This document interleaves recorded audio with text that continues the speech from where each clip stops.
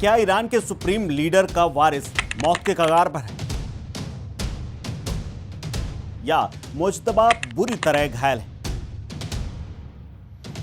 ये वो तमाम बातें हैं जो इस वक्त ईरान समेत पूरी दुनिया में चर्चा का विषय बनी हुई हैं। चर्चा इस बात को लेकर के भी है कि क्या मुज्तबा खामनेई की हालत बेहद गंभीर है। जूनियर खामनेई की खबरों ने मिडिल ईस्ट को इसलिए भी डरा दिया है क्योंकि अगर मुज्तबा को कुछ भी हो जाता है तो ईरान प्रलय मचा देगा।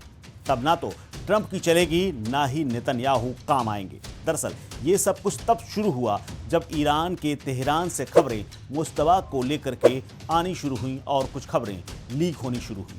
क्योंकि मुज्तबा खामेनेई, जो कि आयतुल्ला अली खामेनेई की मौत के बाद ईरान की सत्ता के सबसे प्रबल दावेदार और सुप्रीम लीडर की गद्दी के वारिस माने जा रहे थे, उनको लेकर के माहौल गरमाया हुआ है। ईरान के हालात को लेकर के सस्पेंस अब बेहद खतरनाक मोड़ पर इसलिए भी पहुंच चुका है क्योंकि खबरें बुरी ही आ रही हैं। दरअसल दावा यह किया जा रहा है कि विस्फोट में वो बुरी तरह घायल हुए हैं। बताया जा रहा है कि लेजर गाइडेड मिसाइल से एक धमाका किया गया। इस धमाके से मुज्तबा के शरीर के ऊपरी हिस्सों में काफ़ी नुकसान हुआ और काफ़ी चोट आई। उनका चेहरा बुरी तरह झुलस गया। उनके शरीर में मिसाइल के छर्रे धंसे हुए हैं जिससे उनके कई अंगों ने काम करना बंद कर दिया है। इसके अलावा दावा यह तक किया जा रहा है कि कोमा या फिर उनकी मौत हो चुकी है और इन्हीं के बीच में वो झूल रहे हैं। दरअसल कहा यह जा रहा है और दावा भी है कि तेहरान के एक टॉप सीक्रेट मिलिट्री अस्पताल को पूरी तरह छावनी में तब्दील कर दिया गया है। कुछ रिपोर्ट्स ये भी दावा करती हैं कि मुज्तबा इस वक्त ब्रेन डेड या फिर गहरे कोमा में डूबे हुए हैं। डॉक्टरों की एक इंटरनेशनल टीम गुपचुप तरीके से बुलाई गई है और वो उनकी देखरेख कर रही है, जो उन्हें बचाने की पूरी कोशिश कर रही है, लेकिन घाव इतने गहरे हैं कि उम्मीद कम नजर आ रही है। इसके अलावा इजरायली इंटेलिजेंस का भी मानना है कि मुज्तबा अब कभी भी शासन चलाने की स्थिति में नहीं लौट पाएंगे। उनके लिए अब गेम ओवर हो चुका है। इसके अलावा एक और दावा है ईरान में सत्ता का वैक्यूम और गृह युद्ध का खतरा मंडरा रहा है।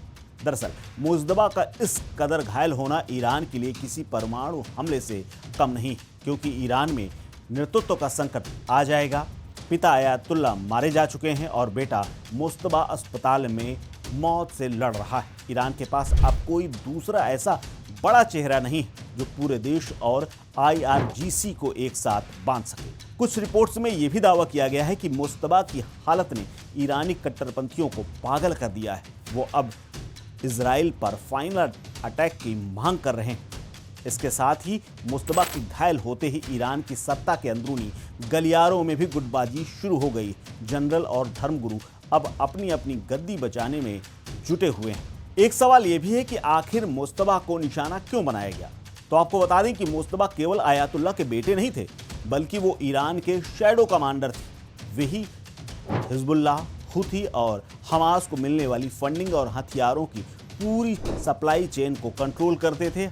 हर एक जानकारी उनके पास थी। अमेरिका और इजराइल जानते थे कि अगर आयतुल्ला के बाद मुज्तबा बच गए तो ईरान का बदला और भी खतरनाक होगा। इसीलिए उन्होंने सांप का सिर और पूंछ दोनों को एक साथ कुचलने की रणनीति अपनाई थी। हालांकि इन्हीं रिपोर्ट्स के बीच में एक और दावा है कि तेहरान की खामोशी में एक तूफान छिपा हुआ है। जी हां, ईरान की सरकारी मीडिया मुज्तबा के स्वास्थ्य पर चुप्पी साधे हुए है और शांत है, जो इस बात का सबूत है कि दाल में कुछ ना कुछ काला जरूर है, या फिर पूरी हो सकता है दाल ही काली हो। अगर मुज्तबा की मौत की खबर सार्वजनिक होती है तो ये ईरान के इस्लामिक शासन के पतन की शुरुआत हो सकती है और इसीलिए सब कुछ गुप्त रखा जा रहा है। फिलहाल इस खबर में इतना ही और इस खबर को लेकर के आप क्या सोचते हैं, शेयर कीजिए अपनी राय, अपना ओपिनियन हमारे साथ। यह है स्टेट मिरर।